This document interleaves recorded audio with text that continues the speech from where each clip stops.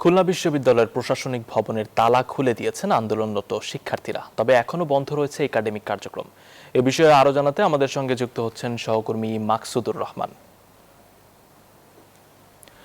Maksud, class পরীক্ষা বা academic কার্যক্রম কি এখনো বন্ধ রয়েছে কিনা সে বিষয়ে আমাদেরকে বিস্তারিত জানাবেন।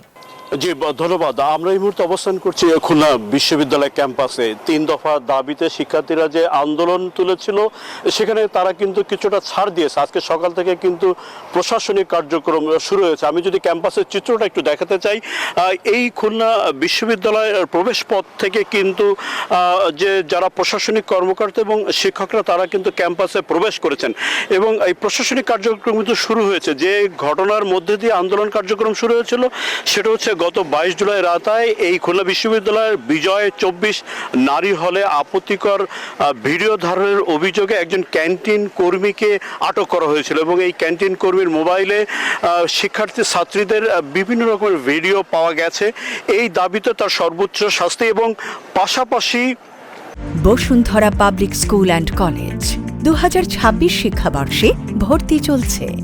বিগত দিনে শিক্ষকদের ছাত্রীদের যে নাজেহাল করা বা হয়রানি করার যে অভিযোগ ছিল সেই ক্ষেত্রে 2 জন শিক্ষকের স্থায়ী বহিষ্কার সহ 3 দফা দাবি জানানো হয়েছিল এবং এই 3 দফা দাবির মধ্যে দিয়েই কিন্তু আসলে গত বৃহস্পতিবার থেকে প্রশাসনিক এবং একাডেমিক সকল কার্যক্রম বন্ধ করা দেয়।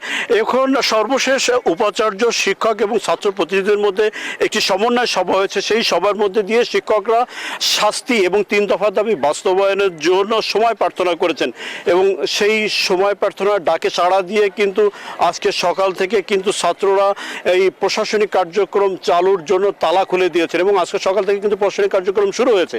তবে এখন পর্যন্ত কিন্তু এই একাডেমিক কার্যক্রম কিন্তু বন্ধ রয়েছে। এই যতক্ষণ না এই দাবি আদায় না হবে ততক্ষণ পর্যন্ত একাডেমিক কার্যক্রম বন্ধ থাকবে, এমনটাই বলছেন ছাত্ররা।